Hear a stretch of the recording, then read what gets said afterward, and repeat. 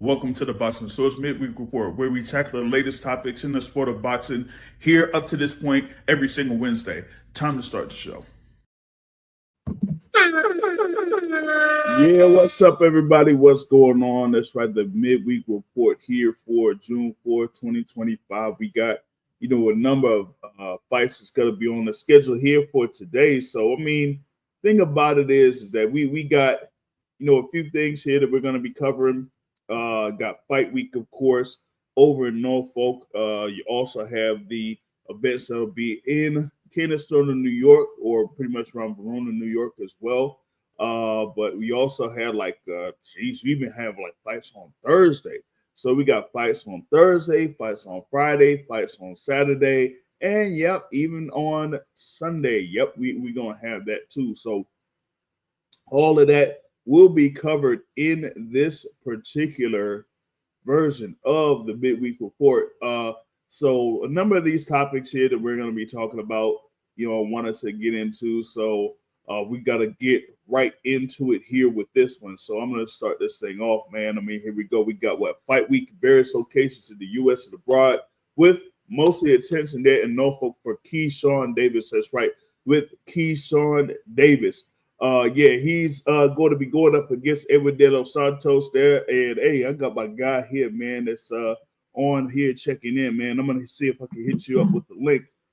So if you're able to join in, you could join in, man. My guy behind the hands TV say, he pulled up because man. So I'm gonna see if I can get you this information and see if you'll be able to join in here with us in a little bit, man. But we got all of this stuff that's going down. Like I said, over in Norfolk, June 7th. There you got Keyshawn Davis versus Edwin De Los Santos, right? So that'll be for the WBO lightweight title.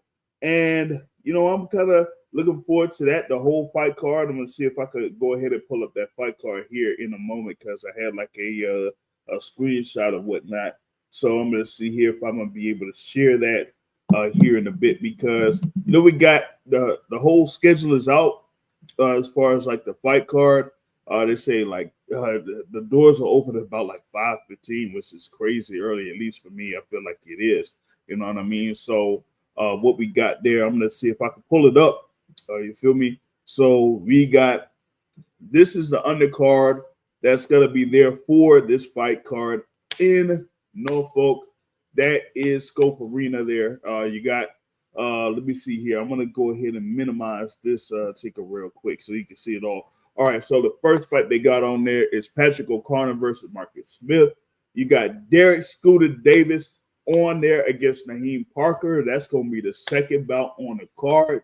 They got, newly signed fighter Yuri Cedeno on there against Abel Mina in a 10-round bout, right? It's going to be a 10-round bout. Then you're going to have Keon Davis there against Michael Velez Garcia. You got Troy Isley, of course, from Alexandria, Virginia, going in there against Tundi William. And you're going to have Tiger Johnson there against Janos and Boca Chica. That's going to be something there to have Tiger Johnson in a 10-round bout. I think that is his first scheduled 10-round bout, if I'm not mistaken. I'm going to go and look into that, too, because I got to see if that is this is going to be his first 10-rounder. He's been in a series of 8-round bouts here ever since 2022. So this one is going to be his first one here. That'll be scheduled for 10 rounds. You feel me? And then you're going to have Kelvin Davis there against Nahir Albright, which we'll get into that here in a bit. And then you got Abdullah Mason going up against Jeremiah Nakathila there. That's going to be the co-feature to Keyshawn Davis versus Edwin De Los Santos. So we got, a bunch of action that's out there and whatnot. So definitely looking forward to it. Wanted to, talk about a few of the fighters that will be on the card here. Of course, we got Derek Scooter Davis. That's, here from the DC area that's going to be there to have that fight. Of course, his last fight was on March 1st over at the Barclays Center. So he's like right back at it here with what's going down with that. You know what I mean? He said, my guy behind the hands TV says Quentin Randall school, jails in Boca Chica at the end of the 2024. Yeah, so Tiger should do just fine. You got the joint there on the channel there for Behind the Hands TV. You know what I'm saying? So Yeah, I mean, Tiger Johnson should be able to take care of business on that. He's of course they're undefeated, 15-0 with 7 wins by way of knockout. We had that last bout against Kendo Castaneda on at the end of March of this year over in Vegas. So, he's getting back in it, being fairly active here. This is going to be a second fight of this year. So, that's going to be good on his part. And, we got the thing there, like I said, with Derek Scooter Davis. And he, talked about getting on the card and stuff like that. So I'm going to see here. I should have it pulled up or whatnot, where, he talked about, this as far as like being part of this fight card. Because that was something there for me to kind of see that happening there for Derek Scooter Davis to be on this fight card just that quick. And he said that they just pretty much called him up and it was a quick one, right? Jaime Alvarado says, "What's the betting odds for Keyshawn's fight?" I'm gonna see if I can pull that up here real quick, and once we get that, then I will go ahead and play this clip here with Derek Scooter Davis. So for the Keyshawn fight, at least they got for FanDuel. Man, they got a whole bunch of fights on this joint. So on FanDuel, they got Keyshawn at minus 950 and Edwin De Los Santos at plus 540. So that's almost like 10-1, man. Almost 10-1. And well, you had there with DraftKings does have Keyshawn Davis at 10-1 favorite. So a lot of these is like a 10-1 favorite for Keyshawn Davis there, and for Edwin De Los Santos is around a 5-1 underdog on that. So that's your odds are there. It says spell an upset for Keyshawn. I don't know about that. I don't know about that. I don't know. Upset there. I mean, hey, we might talk about that here in a little bit, but yeah, for De Los Santos, I don't know, man. That extended layoff, yeah, that's gonna be something. But I'm gonna see here running this quick clip here for Derek Scooter Davis is gonna be on this card against Naheem Parker, and he talks about being on this thing here for Scope Arena coming up. ESPN, man. Here comes Mr. Shock. I thank everybody from Top Rank and all the people that reached out. Want to thank Brad for just reaching out to fight saying he want to put me on. Everybody, my team for making everything possible. I'm just ready to go, man. I feel like I'm starting to become mainstream a little bit, so I'm ready to just keep producing, and I want everybody to be excited to see me. So I definitely am guaranteeing fireworks because I'm gonna be ready. I'm gonna be doing my thing, and just no, it's shock season. It's time for shock season to go to ESPN. Exactly. That June 7th, Scope Arena, ESPN. You're gonna see the Yes. Shark season. Scooter Davis there, man. I can't wait. Like I said, it's just a little bit of a drive by the three and a half hour drive. Yeah. Down from the area there, man. What is it? The Interstate 64 though. That that they need more lanes on this point, man. For real, because They don't man, know. They don't know about that traffic. They don't know nothing about that traffic. they need more lanes on that because like hey, Yeah. you could be good on 95 unless you're going down Woodbridge.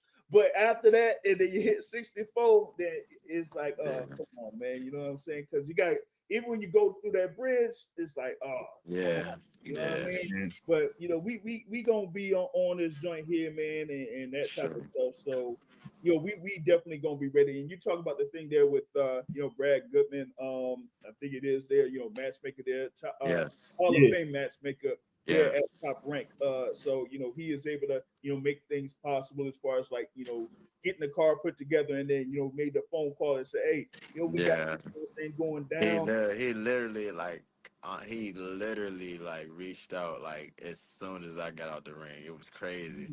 It was crazy. Like he was just like basically asking was I did I have any ties or anything and would I like to be on this undercard and it was like I was kind of surprised like dang already like y'all they like that's when my coach Barry was saying they liked you kiddo so things like this gonna be happening. So I was just amazed and I was, happy.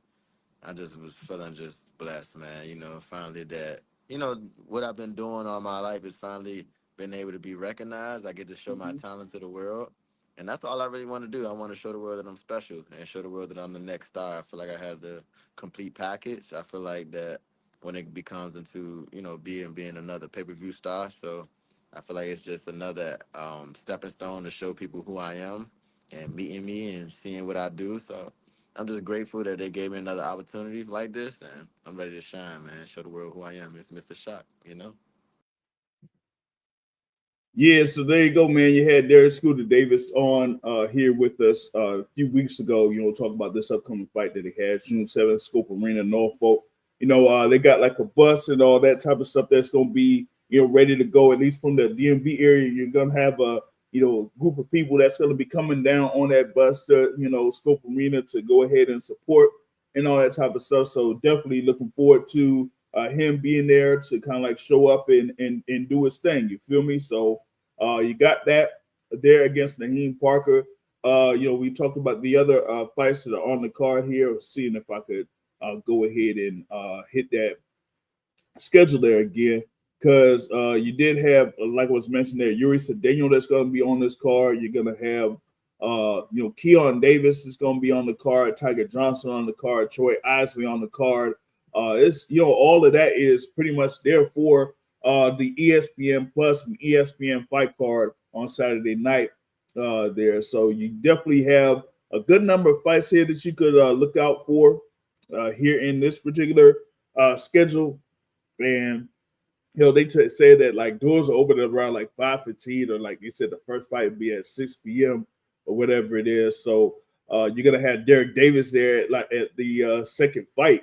So man, if we get there at about like 6:30, then you pretty much be behind schedule because Derek Scooter Davis will already be out there. You know what I'm saying? So I'm making sure that I'm gonna be there as early as possible for this fight card and whatnot. So you definitely had that to go ahead and look forward to.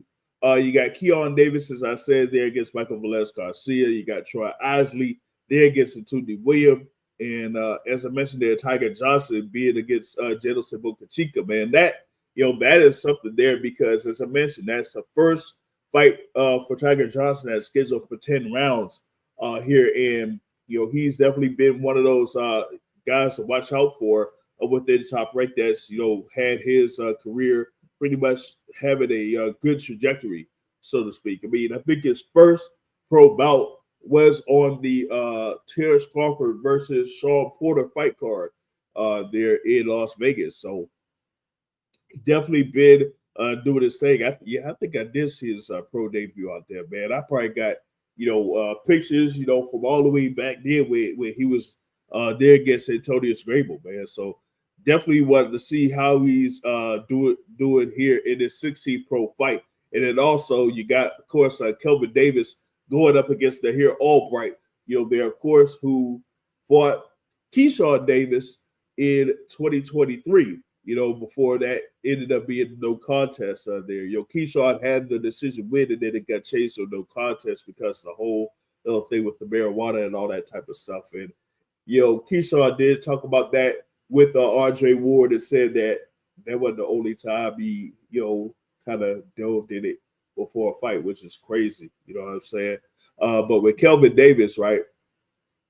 He had some things to say in reference to the here Albright because you had the Albright that he kind of said like, you know what, man, got through that particular fight. It didn't get stopped, didn't get knocked out. Thought it was a close fight or whatever it is, but Kelvin's like, nah, he ain't gonna be out there to play around with him. So let's see here if this is gonna run here as we get comments here from Kelvin Davis as far as like his upcoming fight against the here Albright. So here you go. On this thing, right? That Albright is a good opponent for this point of your career, but he can't hang with you. He can't hang with you. He said, like, you think you think he did something, against your brother that Keyshawn, by taking him 10 rounds. But you said, hey, you ain't here to play around with him. You ain't here to play around with him. And I'm already look. He happy with going 10 rounds. He happy with not getting knocked out. So that just tell me the mentality right there. He got on an interview, I guess. I seen on the Boxing Voice talk about so. Yeah, I gave him a tough fight. Man, who happy with losing? Like, come on, let's be for real. So he talking about his mentality. He got a tougher mentality than me, man. That shit don't even sound right because you just happy with going the distance with somebody. You're not even mad that you lost. So That show you what tight time he on right there.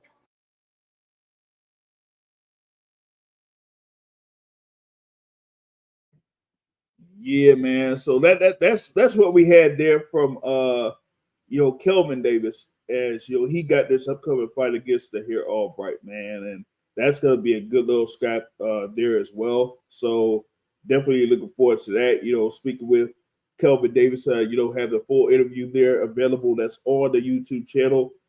So you could go ahead and check that out on that front. So hey man, it's gonna be something too, man. Shout man. He said, "Oh, talk Trent says now here Albright for the win." Ooh. Oh man, so that could be something right there, man. I'd like to see if the here Albright will be able to pull that out. And Brian Gerbo, shout out to you, man. He says, only upset I see is COVID, if anything, and still don't see it happening. Yeah. I've been on the thing there with Brunch Box, of course, there with Matt and Ezra. So yeah, that's you pretty much see the face here with all that. So yeah, man. But I don't know, man. Like Kelvin said that he's been putting in the work, there with all of the guys on the team, the brothers on the team, Troy Isley, they're out in Vegas when he's doing work.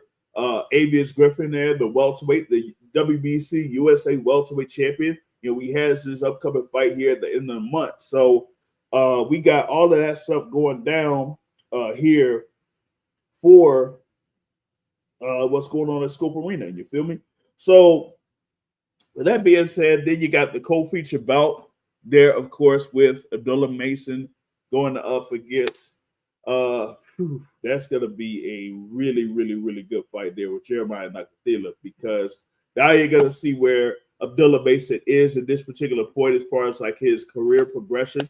They've been having him really busy here, like I said, with 5 fights last year, and this is going to be the 3rd fight for this year for Abdullah Mason. He fought on February 14th, then he fought in March there, right? And then now he has his next fight here in June. So it's like almost back to back here for Abdullah Mason. Now, of course, people know about the last time that Abdullah Mason was there in Norfolk, and he fought Johan Gonzalez there, or Johan Vasquez, excuse me, and he ended up getting knocked down twice in the first round there, and scored a serious knockdown in round 1, but still had those times where he had mental lapses as far as like defense was concerned.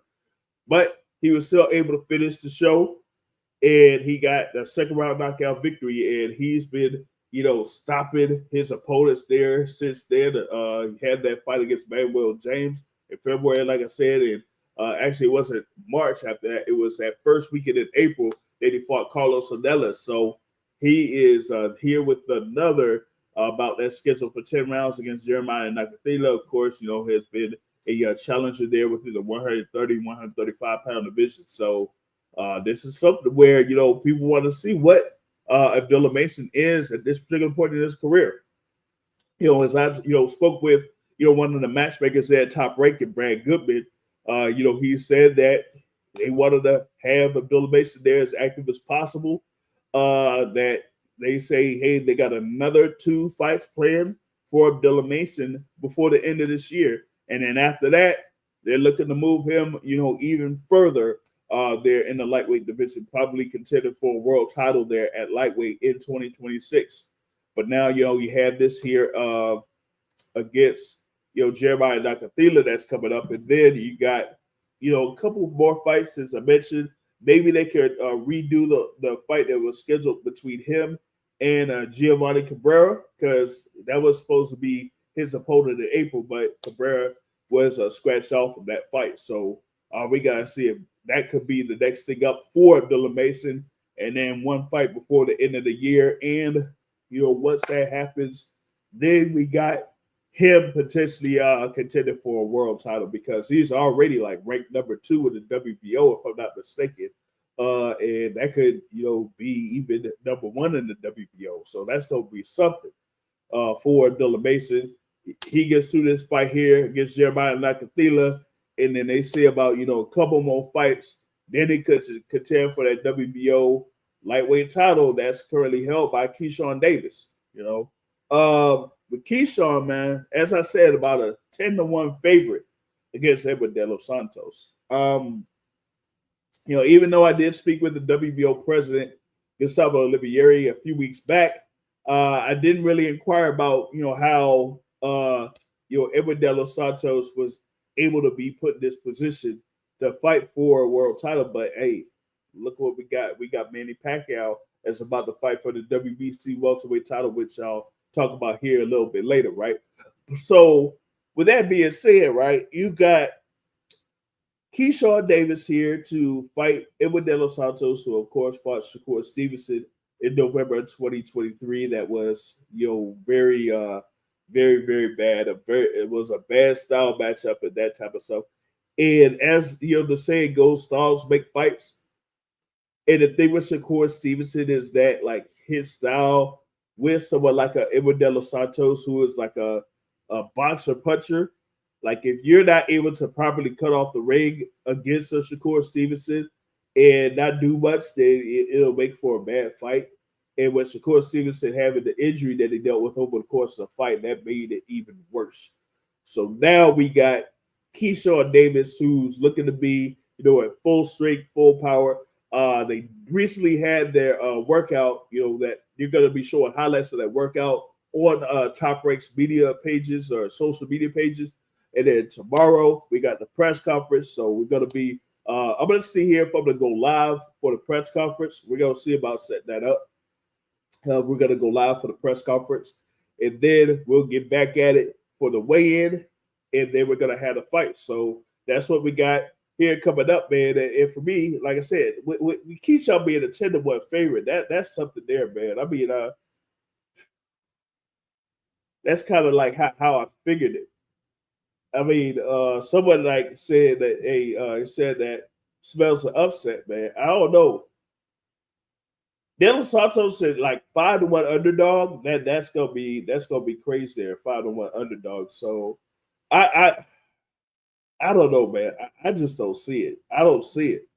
You're gonna have, of course, Keyshawn there with a record of 13-0. 9 of those wins by way of knockout at 5'9" when it reaches 70. You got Edward De Los Santos there at 16-2. 14 of those wins by way of knockout at 5'8" when it reaches 70. So they have, similar reach, rather similar height. It's just the movement of Edward De Los Santos. Is he going to be more like how he was against Shakur Stevenson and against Joseph Adorno there in 2023? I'm not too certain about that. I think this is something where Keyshawn Davis is going to show up and show out just like he did last November against Gustavo Lemos. I feel like it's, he's like on that trajectory to where if he performs at an optimal level, like fighters like an Edward De Los Santos or like a Dennis Berincic in February, like they won't really be able to, touch him. So I'm expecting 4 rounds. I say about 4 rounds there for Keyshawn to get the stoppage win. 4 rounds. Yeah, because I just don't see a path where Edward is able to get a win here. I don't, because I mean, you got Keyshawn Davis, who, as I said, is doing work there with Coach Boback, Brian McIntyre. You got Esau Dieguez, you got Red Spikes there. That's they've been doing the work, whether it's over in Colorado Springs or in Las Vegas, where they've been doing the majority of the work is in Las Vegas there at the Top Ranked gym. And I just see Keyshawn just being able to go to work there early and often. I don't see him taking too many risks early. I just see him trying to set up Edward De Los Santos.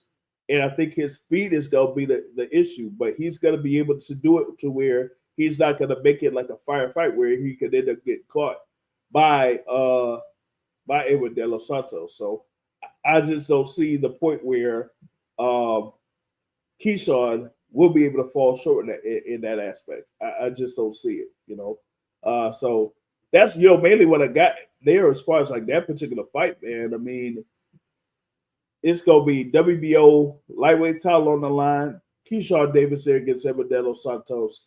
And then after that, for Keyshawn, I mean, it's only up from there. I would say the only thing is that they were pursuing a fight between him and Andy Cruz. Andy Cruz is top rated lightweight there in the WBC rankings, but in the WBO it's probably a little bit different. And for me, I think that they'll probably see if we can revisit it, since Andy Cruz is going to be fighting on next Saturday over in New York City, right? So I don't see why that would be the route, unless Andy Cruz goes for like the IBF or maybe like waits for the WBC, which I don't see how he does that, because with Shakur Stevenson and William Zepeda fight for the WBC lightweight title, and William Zepeda being the interim champion, that pretty much counts as mandatory. So after that fight on July 11th, Andy Cruz wouldn't be able to call for that WBC mandatory until July of next year. So either he goes after this IBF belt, maybe there if you have what's going on with that, because Lomachenko looks like he's going to be retiring, right? So you got the champion there, and then after that, I don't see why he wouldn't just go that route there for Andy Cruz. You feel me? Ray Murataya, now the IBF interim champ there at lightweight. I don't see Vasyl Lomachenko coming back to fight Ray Murataya. I just don't see that either. You know what I mean? So that's pretty much the gist of that. But that's a good fight card. Like I said, good fight card there. That's gonna be starting around 6 p.m. But see if I can show that fight card here once again, so be able to pull it up here for y'all. Like I said, you got the first fight there: Patrick O'Connor versus Marcus Smith. Their cruiserweights. I think that's gonna be a pro debut there for O'Connor. So that's pro debut there for him. So recent signee for Top Rank. Then you gotta have Derek Scooter Davis against Naheem Parker there as the second bout. You got Yuri Cedillo there against Abel Mina, Keon Davis against Michael Velez Garcia, Troy Isley against Tony Williams. There at middleweight, Tiger Johnson against Jelson Bocachica, Kelvin Davis there against Nahir Albright. Then on ESPN, you're going to have Abdullah Mason versus Jeremiah Nakathila. That's going to start around like 10 o'clock p.m. Eastern time. And it says scheduled probably around like 11 p.m. Eastern time will be Keyshawn Davis versus Emiliano Santos. So, hey, that makes for a lot there on that front, man. And shoot, that doesn't even constitute anywhere close to all of the action that's going to be going on. We had like I said, fights on Thursday, fights on Friday. You got fights on Friday on the DAZN, Selena Promotions card. So we got that coming up, and on Saturday we also got Probox. So there where you're gonna have there Justin Paldo headlining that one. So Justin Paldo going up against Juan Carlos Burgos there in San Antonio. So a lot of action, man. It's definitely a lot of action there. So that's what we got, man. Shout out to Joe here in the building. Salute to you. Of course, we had the Real Boxing with Coach Roddy Shields yesterday on the channel. It was a packed show, and we had a lot of fun on that show yesterday there. Of course, with Brother Joseph Perry there, Coach Roddy Shields, and myself. So if you can also check out the replay of Real Boxing with Coach Roddy Shields. But what I had here with the Justin Paldo, that's going to be on Probox as well. So I mean, hey, if you're not able to get to either one of these fights, you got like a whole bunch of content that you can see on the channel, man. Whether it's ESPN or Probox, and we might have something on the DAZN too, as we have Most Valuable Promotions. They got hit their fight card that's going to be in Orlando. So I'm like, geez, like where could we even have any type of break? All of these fights all around the same time for y'all to go ahead and catch, right? but wanted to see if I could pull up the joint here with the Probox, right? So this should be the Probox that's on there. You got Michael Angelotti going up against Eros Correa. That's to be the co-feature. Justin Paldo versus Juan Carlos Burgos. They're in the lightweight division. That is the main event. We got to see if Justin Paldo will be the first fighter to stop Juan Carlos Burgos here. That's right, 36-8-3 for Juan Carlos Burgos, but he's never been stopped. Okay. We also gonna have Emiliano Moreno versus Eric Bone on this thing here for you to watch out for. I would say also maybe this fight between Emiliano Romero and Eric Bone. Yeah, that's right. Eric Bone has been there in the welterweight division for a good amount of time. You know what I mean? So that's another fight. Maybe you could go ahead and watch out for. Outside of that, you probably get a few more prospects that you could see here on this card. So that one's gonna be packed as well. That's gonna be a packed fight card as well there. So you'll be able to see a lot, from like 6:00 p.m. Eastern time to about 11:30, 12 a.m. You know what I mean? So yeah, man. Hey, yep, yeah. Like I said, man. Hey, if you want to support, man, hit the like button, y'all. Hit the like button. You know what I mean? So we definitely doing our thing here on the Boxing Source and stuff like that. So with all of this action, man, I'm like, goodness gracious, like where do we have like rest? You know what I'm saying? So that's the thing, man. So I talk about a whole lot of fights there, and even with the MVP card, that's still one that I ain't even bring up. So that's a number of fights here for y'all to go ahead and look forward to. And then here the other thing is like, hey, is there like an upset if you see it any fights this weekend? Hey, some folks said maybe be on the lookout for the Hair Albright. You know what I mean? Look out for him. So I would say look out for that the Hair Albright Kelvin Davis fight, but I really see like Kelvin Davis getting the win there on that. I really do. You know what I mean? Uh, who else I would say? Uh, maybe this thing with Angelotti, I'm not sure. Because you're gonna have Michael Angelotti going up against Eros Correa. Correa's there at 15-1 in the bantamweight division with 9 KOs. Michael Angelotti is there undefeated, and it's scheduled for 10 rounds. Like I said, that's gonna be the co-feature bout. So that might be one to watch out for. Is that Michael Angelotti, Eros Correa, or Probox TV? That's gonna be the co-feature bout on Probox TV on Saturday night. That might be the one to watch out for. I wanted to see here if I could like find the odds here for that as well, because I mean, like I said, there's just a bunch of fights there this weekend, and I ain't even talk about what should be in store for Sunday either. Let me see, I can find it. Actually, they got Michael Angelotti there at minus 850 and Eros Correa at plus 480. So I don't know. Maybe if you want to see if you can get some change, maybe be on the lookout on that one. I mean, that like I said, just for entertainment purposes only. That's what they say. So uh, I feel like that's going to be the one to watch out for as far as like a potential upset here this weekend. Talk Trend says, hey, maybe he got the here for the win against Kelvin. But Javi Alvarado says be on the lookout for Edwin De Los Santos. Man, I don't know. I don't know about that one. Let's see what else is there. What else? There should be some more on the schedule here. I wanted to see if I could go ahead and pull it up because we got even what is it? It's supposed to be another world title fight that's supposed to be coming up. There's Junto Nakatani goes up against Ryosuke Nishida.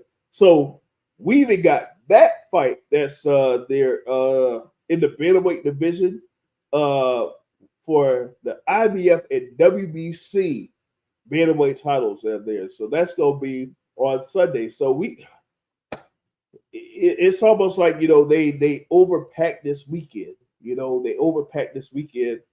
how they had what is it, a couple weeks back, and then on July 19th, we got all of those fights. It's gonna be on July 19th.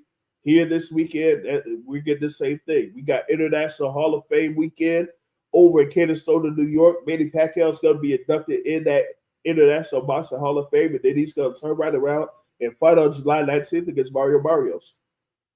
So that, and speaking of that, man, he said, he had a few things to say in the press conference, but Mario Barrios, man, I'm like,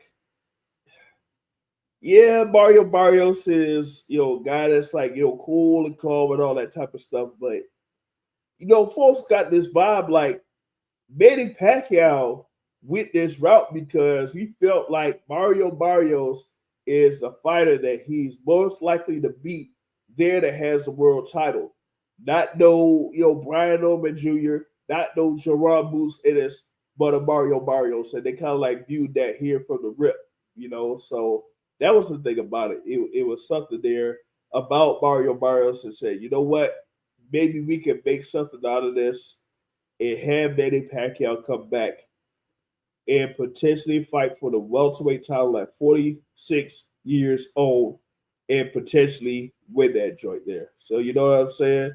So that's what it initially looks like. You feel me? It initially looks like that, but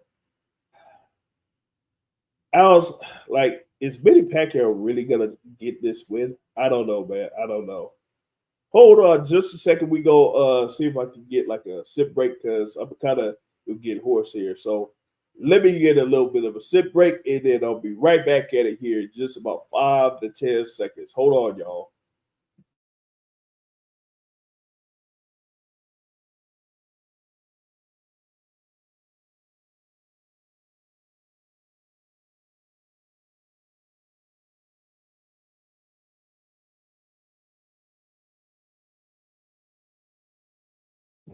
Okay. I'm back.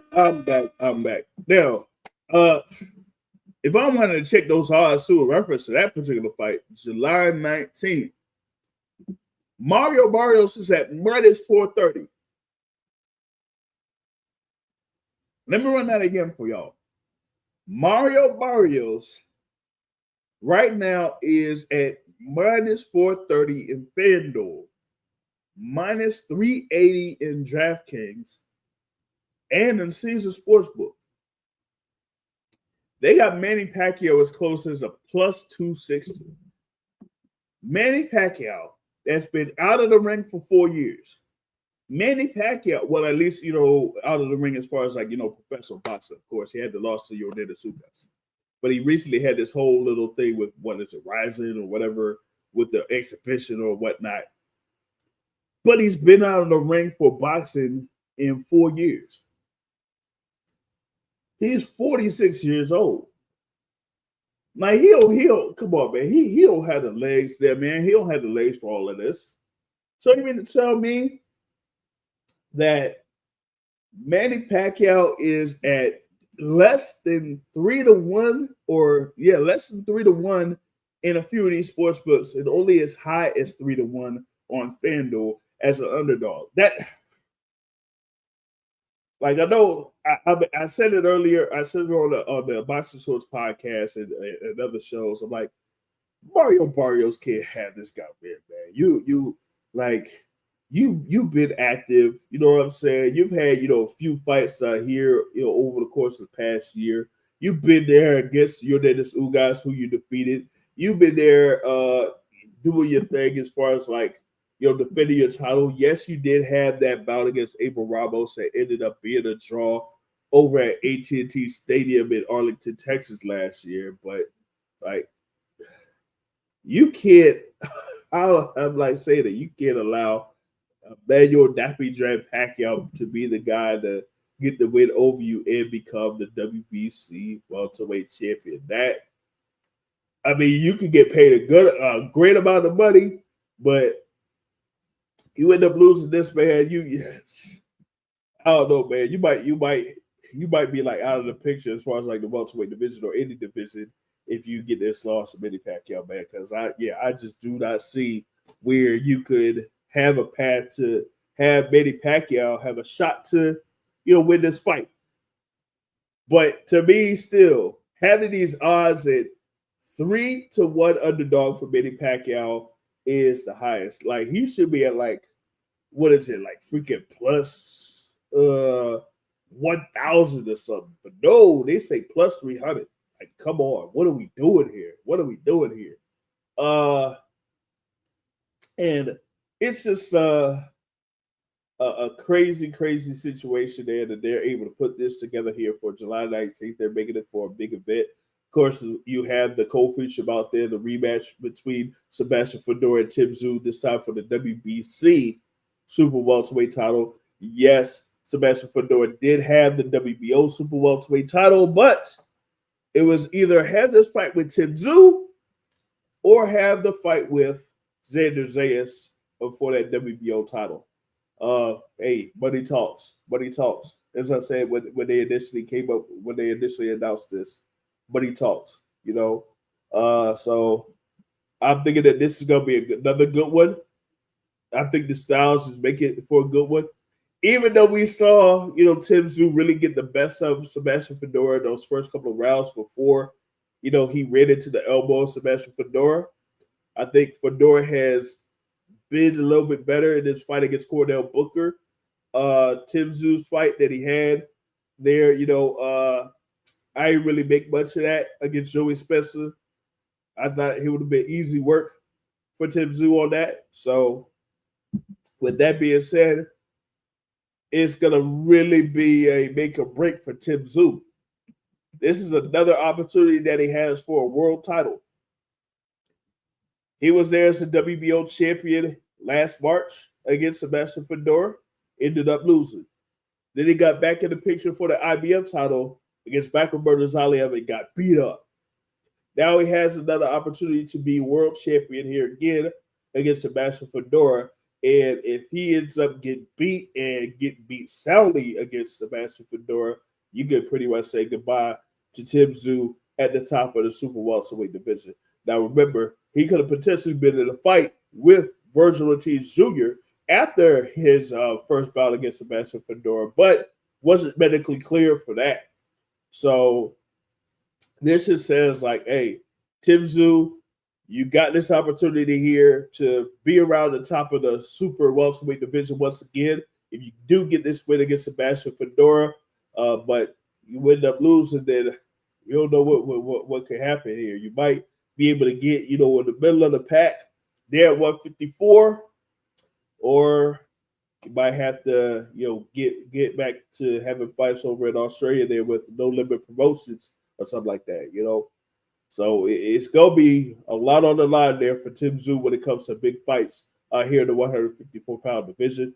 You're also going to have Isaac Cruz there, you know, going against Angel Fierro. That is going to be another barn burner of a fight. You all saw the first fight that happened between those two February 1st in Las Vegas, right? And that one, hey, if you didn't have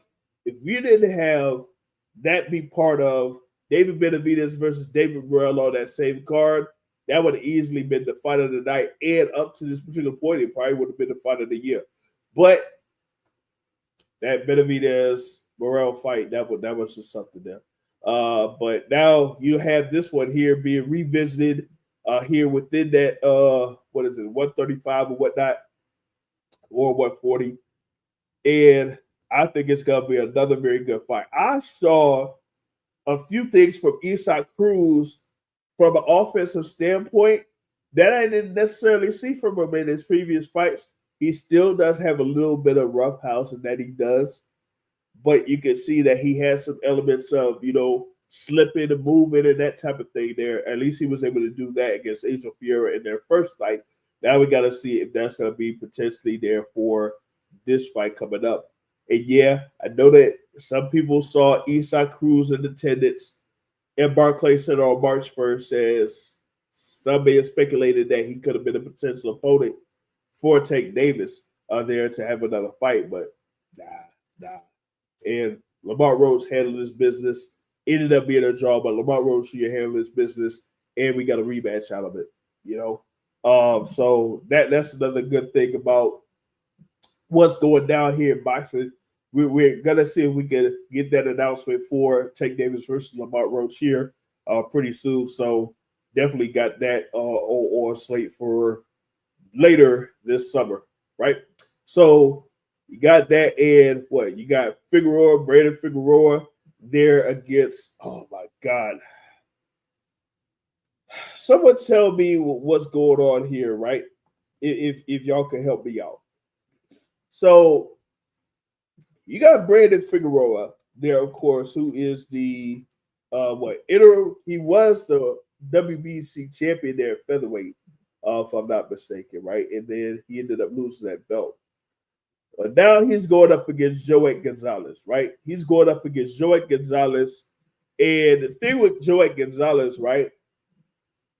Where is Joet Gonzalez able to, get these positions to fight in these either big fights or big fight cards, man? Like he's gonna be on, this pay-per-view telecast there, Amazon Prime pay-per-view.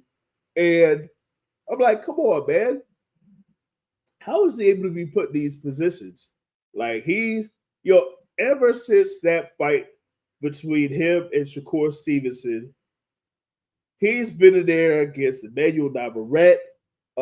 He's had a fight there with Isaac Dogbe, there for the international featherweight title. And he had to fight against Luis Alberto Lopez for the IBF featherweight title, man. Like, how is he able to get these world title shots? One by one by one. Because it's like he'll lose a fight, then he'll win a fight. And then he gets a world title shot, loses a fight, then he wins another fight. And then he gets yet another title shot and loses a fight. Like, come on, man. He's had, what is it? A loss, a win, loss, win, loss, win, loss, win. So he's been 500, had a 500 record in his last 8 fights. That's insane. That is absolutely insane. And he ends up losing here again, and that's like 5 losses and 9 fights. But hey, they're able to find something here for Joet Gonzalez, and hey, more power to him. But he's going up, like I said, he's going up there against Brandon Figueroa. And Brandon Figueroa hasn't fought since his loss to Stephen Fulton in the rematch. So we got to see where Brandon Figueroa is at this particular point. He's still going to be properly competing there within that particular division.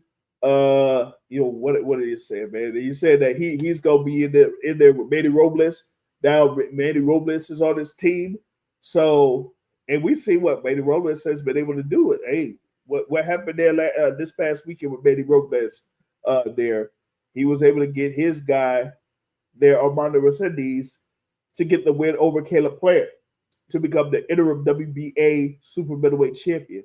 So maybe he could have, Brandon Figueroa on the new track to get himself, around the top there of the featherweight division there. But, with Joet Gonzalez, I'm like, I'm not sure what we could get here with this particular fight. I just seriously have Brandon Figueroa highly favored there against Joet Gonzalez. But on FanDuel, they have Brandon Figueroa at minus 300. So just a 3-1 favorite against Joet Gonzalez. Pretty interesting there. So that's what you got there as far as like those 4 fights that are coming up for July 19th in Las Vegas, MGM Grand Garden Arena, headlined by Manny Pacquiao versus Mario Barrios. So like I said, man, Mario Barrios can't lose that fight. Did have a conversation with his trainer there, of course, and I should have just applied to him like, yo, I don't care what it takes. You gotta make sure that Mario Barrios will be able to defeat Manny Pacquiao. Because if Pacquiao gets the win, yeah, we have like a whole bunch of possibilities that are out there at 147 pounds with Manny Pacquiao as the welterweight champion, WBC welterweight champion. But come on, man. You know what I mean? What else we got? Hold up, y'all. Hold up. So Teofimo Lopez versus Devin Haney was made. Then it wasn't. What's going on here? All right. So, of course, we're talking about the whole thing with Teofimo Lopez and Jerome Booson. We don't need to talk about that no more. Then we had the possibility of Devin Miles Haney being the opponent for Teofimo Lopez. Teofimo Lopez looks like he initially dismissed it. Then it looked like, well, according to Lance Pugmire, that it was signed, that it would be on August 16th. And I'm like, oh well, let's see if it'll be for August 16th then. And then now it was like it's not happening. T.O. was saying some stuff. Devin, and of course, Bill Haney saying the dude ducking. So we had no clue what's going on here, right? Now, I'll say this. Turkey has these fights that are planned, and after it gets announced, it seems like there's something that goes on that makes people kind of be skeptical. Hold on, I'm back. Has fight fans be skeptical about it? Had the thing there, of course, with Canelo Alvarez and Terrence Crawford. They said it would be on a Friday. Now they say it may be on a Saturday. Now who knows what's going to be going on with that, you know? And now here they make this announcement for this particular fight, Teofimo Lopez and Devin Haney, and that would be on August 16th. And well, now we're saying that it's not happening on August 16th. It's like what the wide world of sports is going on here. You know what I mean?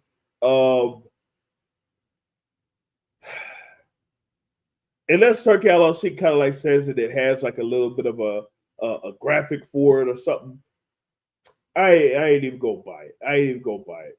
Not at this point anymore. It's just crazy, man. It's crazy because you want a number of these fight fans want these big events, and we could have a big event, or it could be taken away from us.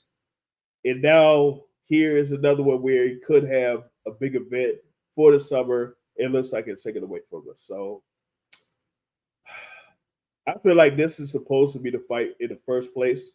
This was a fight that was supposed to happen at 135. This was a fight that was supposed to happen at 140 pounds. Now it can potentially happen north of 140 pounds. And I don't see why not. They've been, clashing before. They've been having words with each other before. Why not just go ahead and make this fight happen? If you're not going to have Devin Haney facing Ryan Garcia, if Ryan Garcia is dealing with an injury, why not have Devin Haney and Teofimo Lopez fight? Now, some comments were made about this, why this fight was nixed on both sides. That Teofimo Lopez didn't necessarily like the number for this that was, reported by Dan Rayfield, whatever. And then yesterday, Joseph Herod reported that or stated that Devin Haney also asked for a large amount of money. So I don't know if this is going to get worked out or whatever it is, but it just makes for a crazy situation overall. So that's what I got on that front. As I mentioned, there's a lot of action here this weekend. I didn't even mention other fights that will be on. There's supposed to be like over in the UK as well, if I'm not mistaken. So it'll be a buffet of boxing, as he would say, a buffet of boxing this weekend. Be sure to enjoy that. As I said, I'm going to try to go live for the press conference tomorrow with Keyshawn Davis and Edwin De Los Santos. And then we go see about being live for the weigh-in as well on Friday.